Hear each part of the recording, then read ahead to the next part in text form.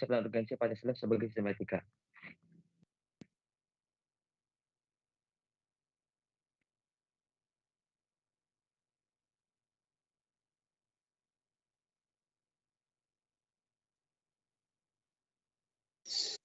Oke, yang pertama ada konsep Pancasila sebagai sistem etika. Istilah etika berasal dari bahasa Yunani, yaitu ethos, yang artinya tempat tinggal yang biasa, padang rumput, kandang, kebiasaan, adat, watak, perasaan, sikap, dan cara berpikir. Secara etimologis, etika berarti ilmu tentang segala sesuatu yang biasa dilakukan atau ilmu tentang adat kebiasaan. Dalam artian ini, etika sama maknanya dengan moral. Etika dalam arti yang luas ialah ilmu yang membahas tentang kriteria baik dan buruk. Next. Nah, di sini ada etika kebajikan atau etika keutamaan, yaitu teori yang mempelajari keutamaan dalam kurung virtu, artinya mempelajari tentang perbuatan manusia itu baik atau buruk. Etika kebajikan ini lebih menekankan pada what should I be atau saya harus menjadi orang yang bagaimana. Beberapa watak yang terkandung dalam nilai keutamaan adalah baik hati, kesatria, belas kasih, terus terang, bersahabat, murah hati, bernalar, percaya diri, penguasaan diri, sadar, suka bekerja sama, berani, santun, jujur, terampil, adil, setia, ugahari atau dalam kurung bersahaja, disiplin, mandiri, bijaksana, peduli, dan toleran. Nah, yang kedua ini ada etika teleologis. Etika teleologis adalah teori yang menyatakan bahwa hasil dari tindakan moral menentukan nilai kebenaran dan dilawankan dengan kewajiban. Seseorang yang mungkin berniat sangat baik atau mengikuti asas-asas moral yang tinggi, akan tetapi hasil tindakan moral itu berbahaya atau jelek, maka tindakan tersebut dinilai secara moral sebagai tindakan yang tidak etis. Etika teologis ini juga menganggap bahwa kebenaran dan kesalahan suatu tindakan dinilai berdasarkan tujuan akhir yang diinginkan. Aliran-aliran etika teologis meliputi eudemonisme, hedonisme, utilitarianisme.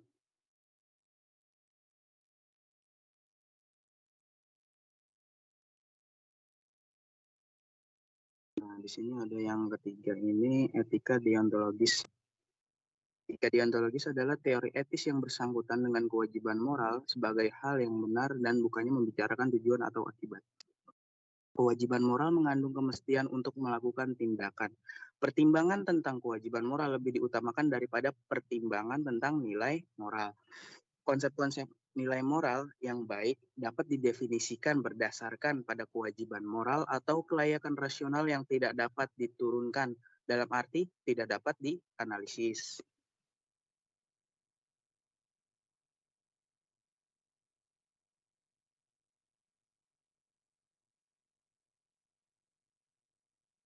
Esensi Pancasila sebagai sistematika terletak pada hal-hal sebagai berikut ini. Yang pertama, ada hakikat pada sila ketuhanan terletak pada keyakinan bangsa Indonesia terhadap Tuhan sebagai penjamin prinsip-prinsip moral. Artinya, dengan demikian, setiap perilaku warga negara harus didasarkan atas nilai-nilai moral yang bersumber kepada norma agama atau ajaran agama.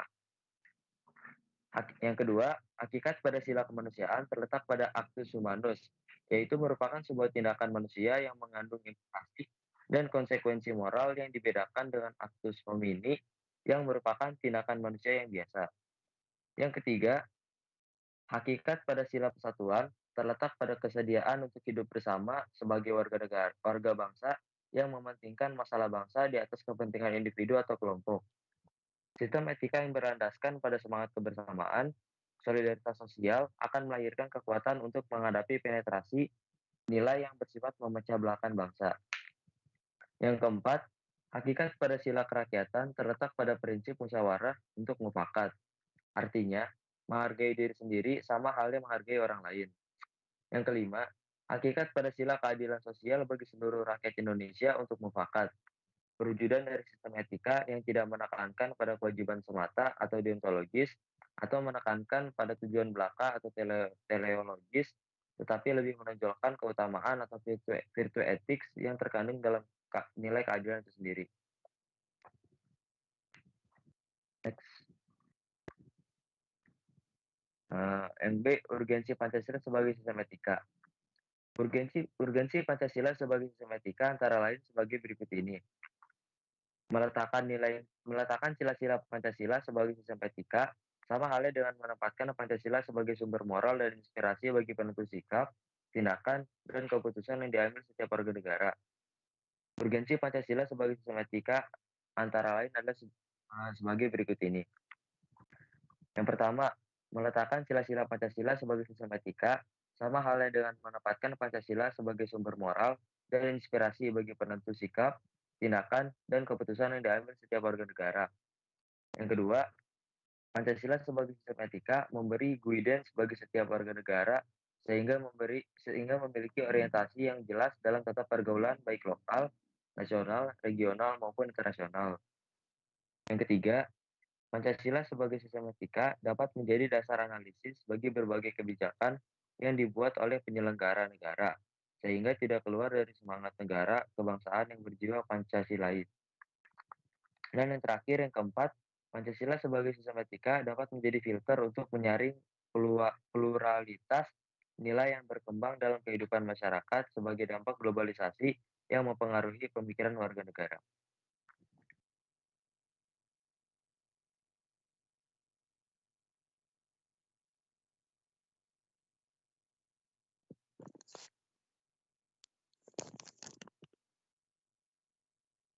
Oke, di bab ini pembahasannya merupakan menanyakan alasan diperlukannya Pancasila sebagai sistem etika. Nah, kita semua perlu mengetahui bahwa Pancasila sebagai sistem etika tidaklah muncul begitu saja. Pancasila sebagai sistem etika diperlukan dalam kehidupan politik untuk mengatur sistem penyelenggaraan negara. Nah, ini adalah salah satu alasan kenapa diperlukan Pancasila dalam sistem etika. Yang pertama ada dekadensi moral. Alasan mengapa dekadensi moral terjadi ketika pengaruh globalisasi tidak sejalan dengan nilai-nilai Pancasila, tapi justru nilai-nilai dari luar berlaku dominan. Contoh-contoh dekadensi moral antara lain penyalahgunaan narkoba, kebebasan tanpa batas, rendahnya rasa hormat kepada orang tua, menipisnya rasa kejujuran, tawuran di kalangan para pelajar. Pancasila sebagai sistem etika diperlukan kehadirannya sejak dini, terutama dalam bentuk pendidikan karakter di sekolah-sekolah.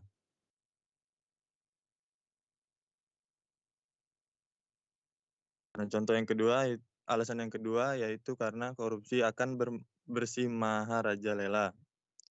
Karena para penyelenggara negara tidak memiliki rambu-rambu normatif dalam menjalankan tugasnya. Pancasila sebagai sistem etika terkait dengan pemahaman atas kriteria baik, good, dan buruk, bad. Archibald dan dalam Axiology of Science menjelaskan bahwa baik dan buruk merupakan dua hal yang terpisah. Namun, baik dan buruk itu eksis dalam kehidupan manusia. Maksudnya godaan untuk melakukan perbuatan buruk selalu muncul. Ketika seseorang menjadi pejabat dan mempunyai peluang untuk melakukan tindakan buruk atau biasanya korupsi, maka hal tersebut dapat terjadi pada siapa saja.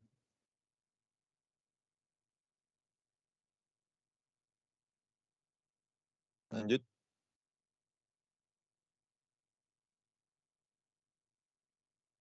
Nah, alasan yang ketiga yaitu adalah kesadaran pajak. Kurangnya rasa perlu berkontribusi dalam pembangunan melalui pembayaran pajak. Hal tersebut terlihat dari kepatuhan pajak yang masih rendah. Padahal peranan pajak dari tahun ke tahun semakin meningkat dalam membiayai APBN. Pancasila sebagai sistem etika akan dapat mengerahkan wajib pajak untuk secara sadar memenuhi kewajiban perpajakannya dengan baik. Dengan kesadaran pajak yang tinggi, maka program pembangunan yang tertuang dalam APBN akan dapat dijalankan dengan sumber penerimaan dari sektor perpajakan.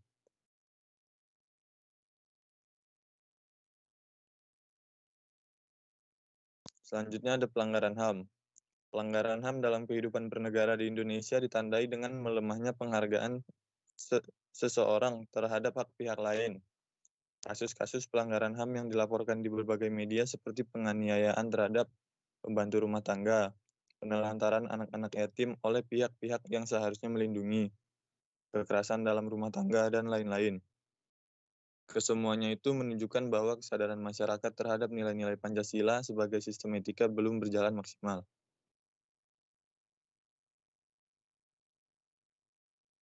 Yang terakhir, yaitu kerusakan lingkungan. Kerusakan lingkungan yang berdampak terhadap berbagai aspek kehidupan manusia, seperti kesehatan, kelancaran penerbangan, nasib generasi yang akan datang, global warming, perubahan cuaca, dan lain sebagainya. Kasus tersebut menunjukkan bahwa kesadaran terhadap nilai-nilai Pancasila sebagai sistem etika belum mendapat tempat yang tepat di hati masyarakat. Contoh yang paling jelas adalah pembakaran hutan di Riau, hingga menimbulkan kabut asap. Oleh karena itu, Pancasila sebagai sistem etika perlu diterapkan ke dalam peraturan perundang-undangan yang menindak tegas para pelaku pembakaran hutan, baik pribadi maupun perusahaan-perusahaan yang terlibat.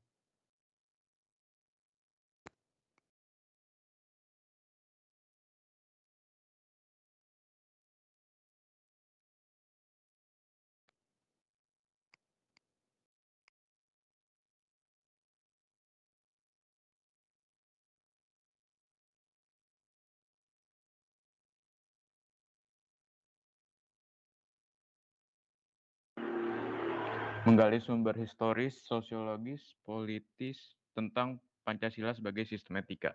1. Sumber historis. Pada zaman Orde Lama, Pancasila sebagai sistem etika masih berbentuk sebagai filosofis Grundslag atau Weltanschauung. Pada zaman Orde Baru, Pancasila sebagai sistem etika disosialisasikan melalui penataran P4 dan diinstitusionalkan dalam wadah BP 7.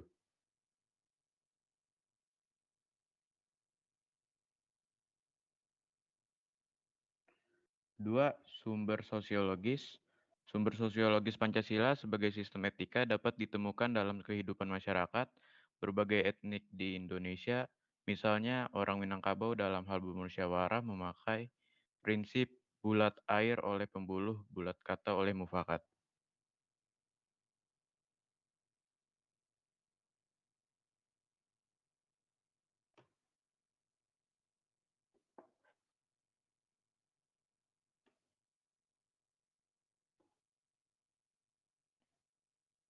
Next.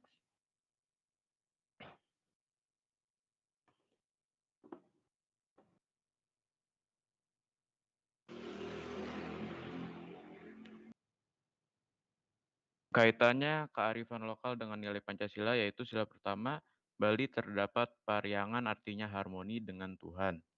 Sila kedua, Jawa Timur terdapat Mali Sirape Reba Sipatongkong artinya mengingatkan, saling menghargai, dan memajukan.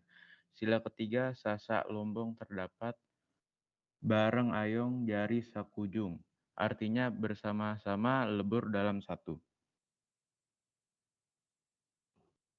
Next.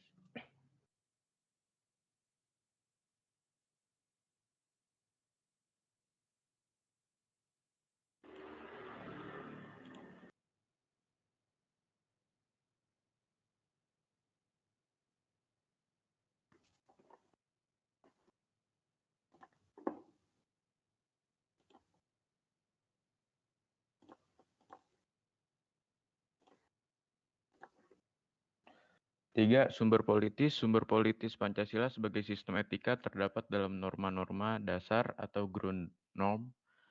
Hans Kelsen mengatakan norma berbentuk piramida. Semakin tinggi suatu norma akan semakin abstrak sifatnya. Dan sebaliknya, semakin rendah kedudukannya akan semakin konkret norma tersebut.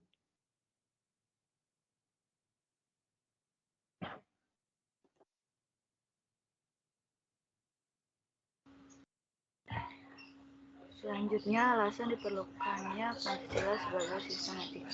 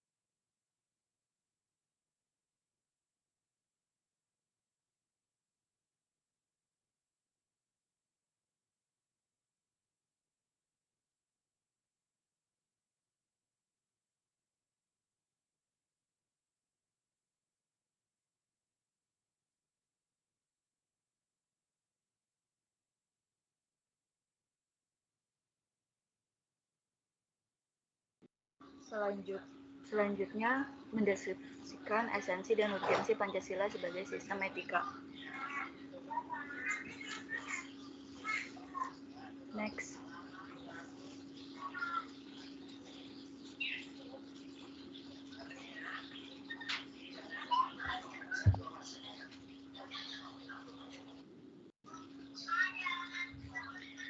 Esensi Pancasila sebagai sistem etika yaitu hakikat sila ketuhanan terletak pada keyakinan bangsa Indonesia bahwa Tuhan sebagai penjamin prinsip-prinsip moral. Setiap prinsip moral yang berlandaskan pada norma agama, maka prinsip tersebut memiliki kekuatan untuk dilaksanakan oleh setiap pengikutnya. Yang kedua, hakikat sila kemanusiaan, yaitu tindakan manusia yang mengandung implikasi dan tanggung jawab. Tindakan kemanusiaan yang mengandung implikasi moral diungkapkan dengan cara dan sikap yang adil dan beradab. Yang ketiga, hakikat sila persatuan terletak pada kesediaan untuk hidup bersama sebagai warga bangsa yang mementingkan masalah bangsa di atas kepentingan individu atau kelompok. Yang keempat, hakikat sila kerakyatan terletak pada prinsip musyawarah untuk mufakat, artinya menghargai diri sendiri sama halnya dengan menghargai orang lain. Yang kelima, hakikat sila keadilan sosial bagi seluruh rakyat Indonesia merupakan perwujudan dari sistem etika yang tidak menekankan pada kewajiban semata atau menekankan pada tujuan belaka atau teleologis, tetapi lebih menonjolkan keutamaan yang terkandung dalam nilai keadilan itu sendiri.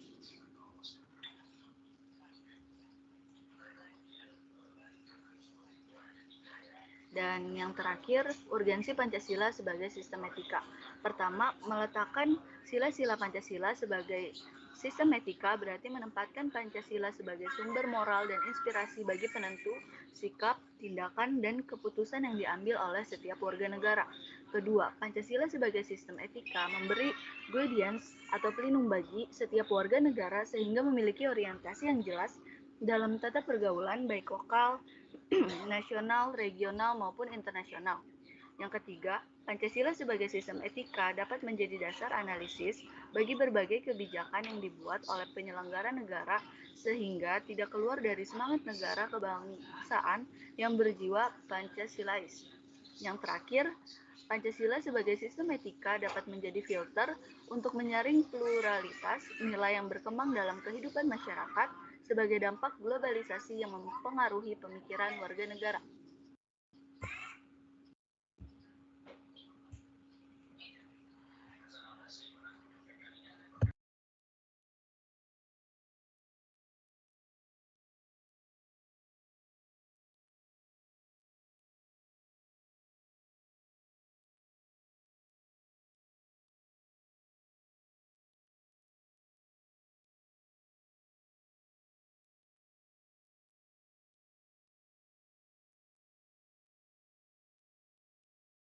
Tes, kedengaran nggak?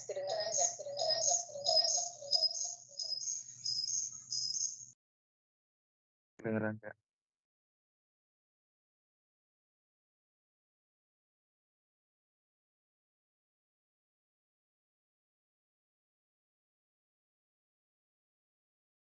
Oke, jadi karena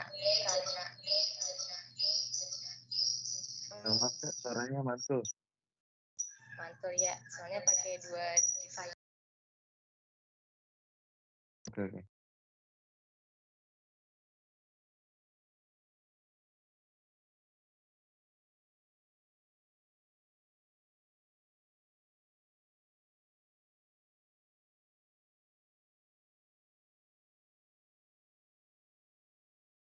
Jadi aduh masih mantul.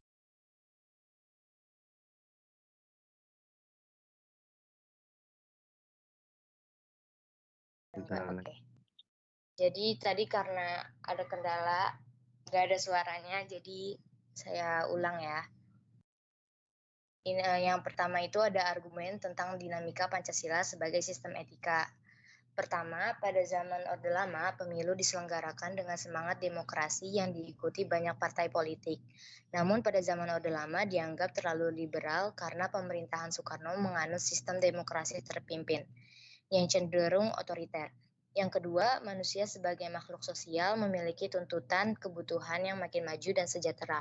Oleh karena itulah, sifat kodrat manusia sebagai makhluk hidup, individu, dan sosial harus dikembangkan secara selaras, serasi, dan seimbang menurut Marto Dihardjo tahun 1993. Dan yang ketiga, sistem etika Pancasila.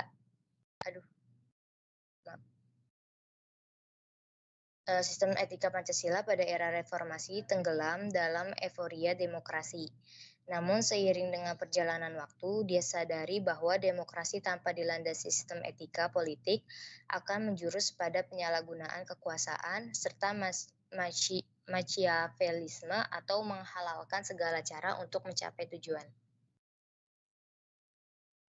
Yang kedua, ada argumen tentang tantangan Pancasila sebagai sistem etika. Yang pertama, tantangan terhadap sistem etika Pancasila pada zaman Orde Lama berupa sikap otoriter dalam pemerintahan sebagaimana yang tercermin dalam penyelenggaraan negara yang menerapkan sistem demokrasi terpimpin. Hal tersebut bertentangan dengan sila keempat. Yang kedua, tantangan terhadap sistem etika Pancasila pada zaman Orde Baru adalah masalah NKK atau nepotisme, kolusi, dan korupsi.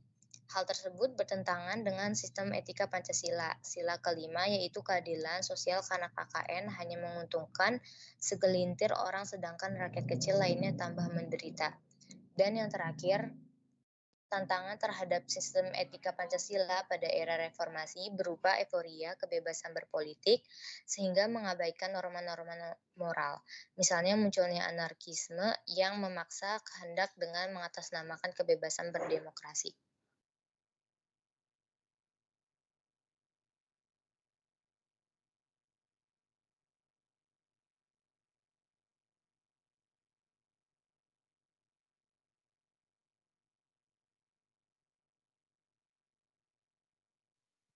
Sekian presentasi dari kelompok 6. Kurang lebihnya mohon maaf. Terima kasih. Dan jika ada pertanyaan, boleh untuk raise hand dulu. Jadi ntar untuk ditunjuk siapa yang akan bertanya.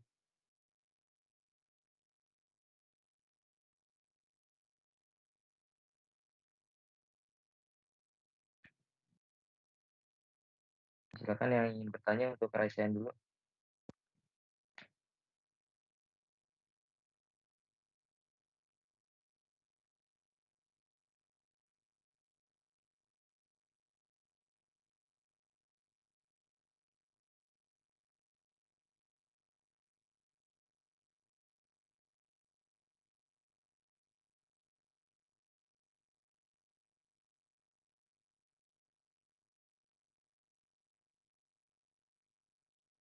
Dipersilahkan kepada Ivan Astana untuk on-mic untuk bertanya. Yang ingin bertanya. Ya, saya izin bertanya. Ya. Jadi kan tadi di bagian sumber politis katanya itu semakin tinggi ada kan Hans Kelsen mengatakan norma berbentuk piramida dan katanya semakin tinggi suatu norma akan semakin abstrak sifatnya. Nah, maksud dari semakin abstrak sifatnya itu kayak gimana ya? Terima kasih. Baik, dicatat dulu ya.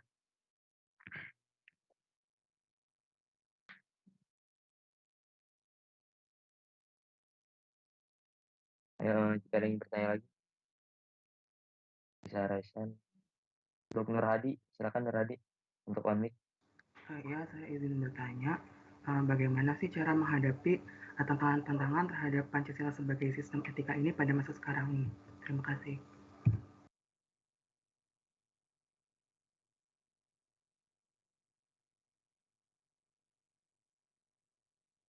Maaf, untuk Nur Hadi bisa diulang pertanyaan. Bagaimana cara menghadapi tantangan-tantangan terhadap Pancasila sebagai sistem etika pada masa sekarang ini? Terima kasih.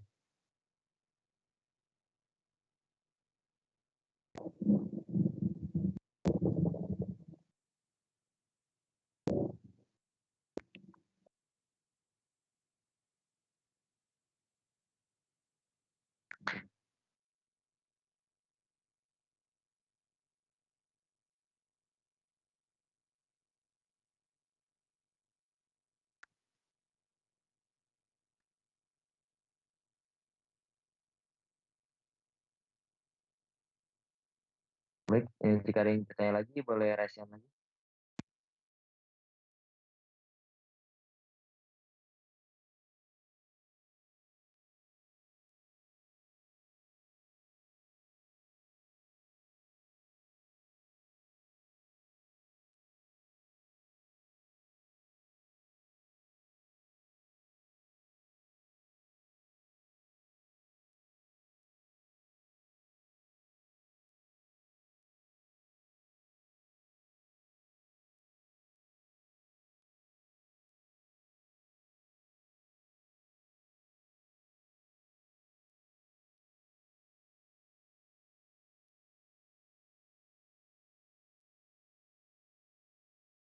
Dipersilakan kepada Muhammad Alif Nurafizal untuk on-mic. Ya, terima kasih. Perkenalkan, nama saya Muhammad Alif Nurafizal. Saya ingin bertanya kepada kelompok kalian. Di masa sekarang ini kan metode pembelajaran sudah sangat berkembang, sehingga memudahkan penyampaian informasi untuk pembelajaran. Nah, pertanyaannya itu, apakah Pancasila sebagai sistem etika sudah diterapkan dengan baik pada masa sekarang ini? Sertakan alasannya juga. Terima kasih. Baik, terima kasih pertanyaannya. Nah, apa ada lagi yang ingin bertanya? Atau sudah cukup 3 dulu?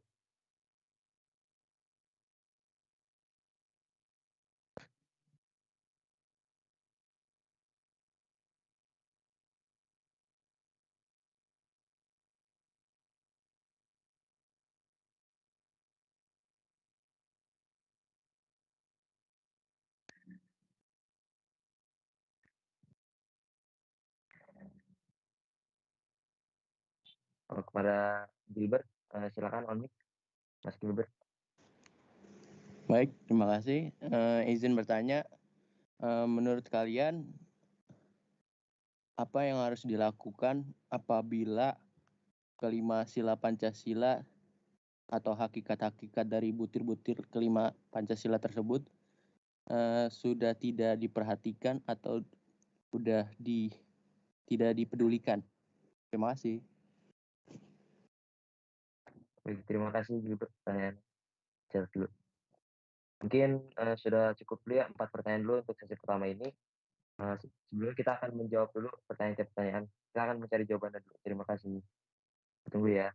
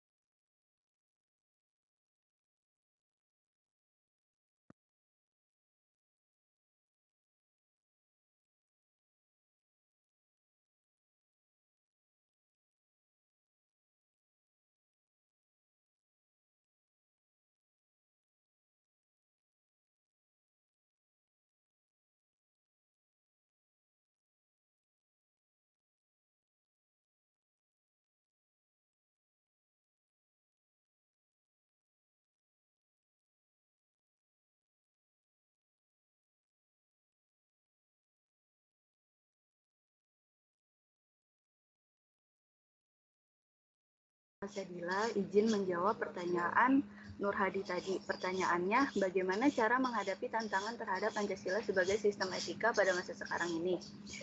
Nah, untuk menghadapi tantangan-tantangan pada masa sekarang ini, sangat diperlukannya upaya sungguh-sungguh dari diri kitanya sendiri untuk menjadikan Pancasila itu sebagai implementasi dan sistem tindakan sehari-hari. Maksudnya, Pancasila tidak boleh berhenti menjadi nilai filosofi saja, tetapi lebih Jauh dari itu, Pancasila harus menjadi perilaku sehari-hari yang diterapkan oleh setiap warga negara.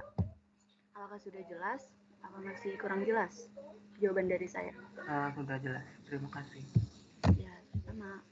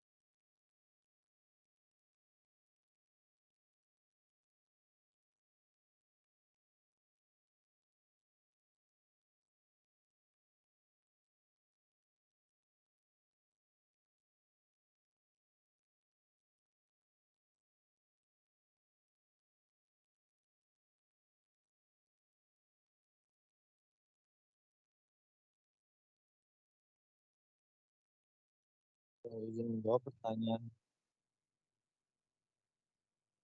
Apakah Pancasila sama di masa sekarang, terutama di masa di mana pembelajaran sudah sangat berkembang sehingga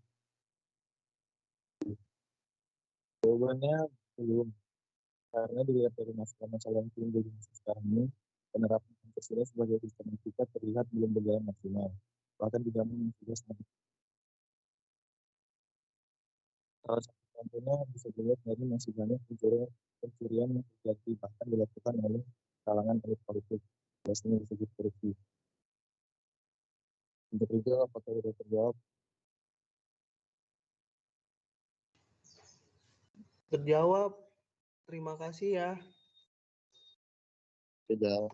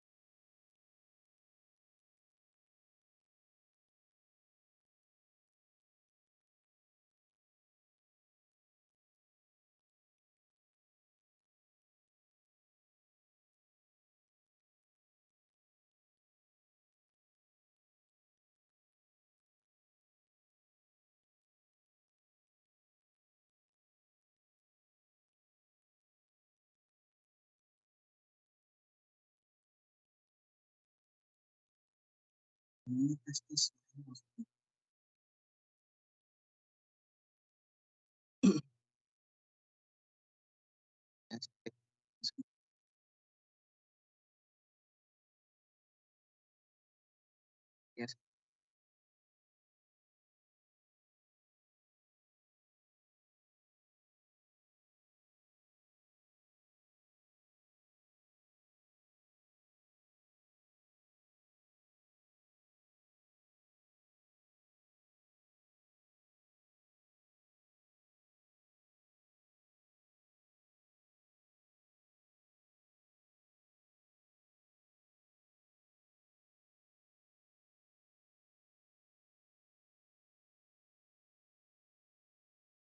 tes.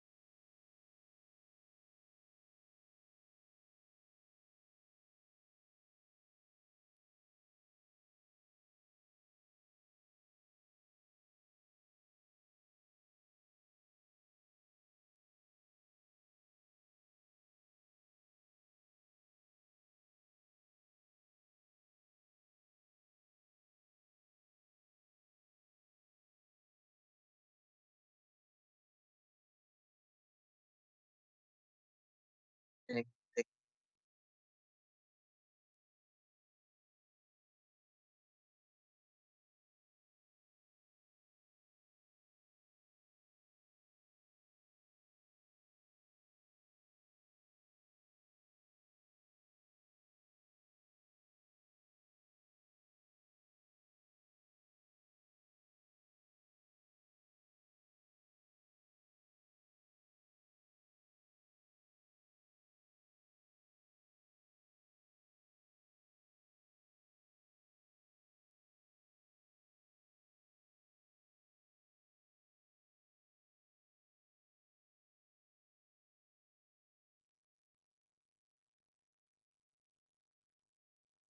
Masuk, Sar, masuk. Sebelumnya izin menjawab pertanyaan Gilbert. Menurut kalian apa yang harus dilakukan apabila kelima sila Pancasila sudah tidak diperhatikan atau tidak diperdulikan? Sebelumnya balik lagi, Pancasila itu ini sumber dari segala sumber hukum. Apabila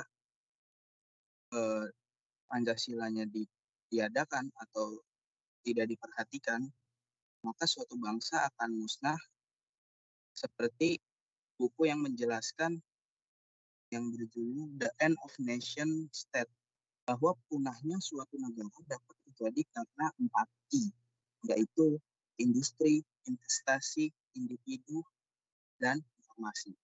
4 hal tersebut mampu membuat fungsi dari negara, bangsa, dan pemerintahannya tidak lagi dianggap penting. Jika pemerintahan dari suatu negara sudah tidak dianggap penting, suatu negara tersebut akan mengalami bencana yang bisa menyebabkan kemusnahan negara itu sendiri.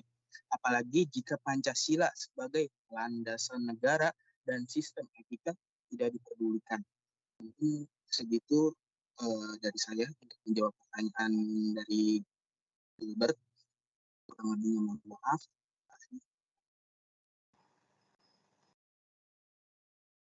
Baik, terima kasih Kausar.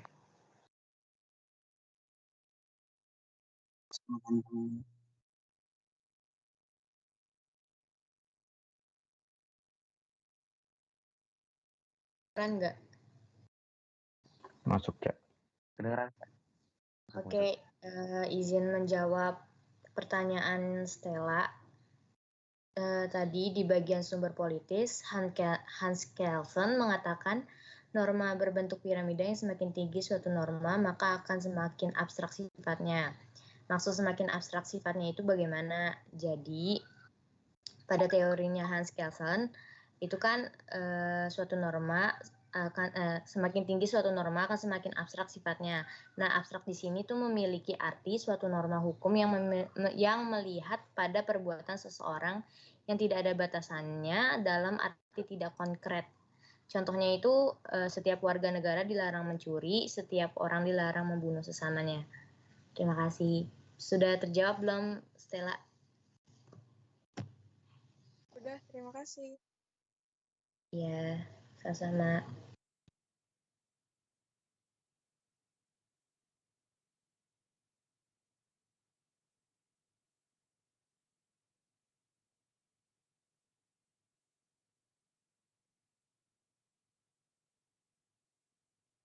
Baik, sepertinya semua pertanyaan tadi sudah terjawab oleh kelompok 6.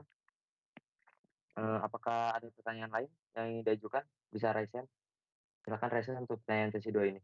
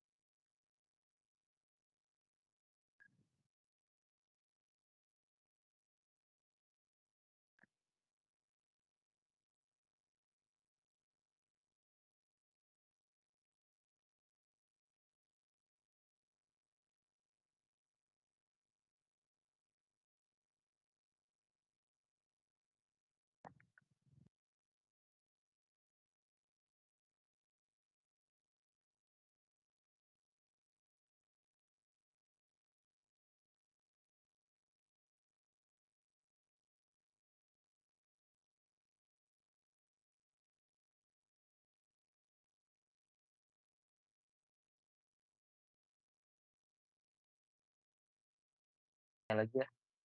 Kalau begitu bisa disudahi dulu presentasi untuk minggu ini, untuk hari ini. Terima kasih untuk kelompok 6 yang sudah melakukan presentasi, dan terima kasih juga untuk semua yang telah bertanya. Sekian dari kelompok 6. Terima kasih. Wassalamualaikum warahmatullahi wabarakatuh. Waalaikumsalam. Terima kasih, Mas. Iya, sama-sama. Terima kasih juga semua. Terima kasih kelompok 6.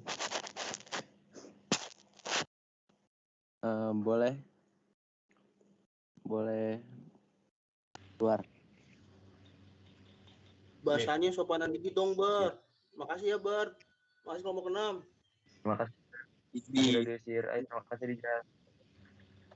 Sabar, Mas Rizal. I love you all.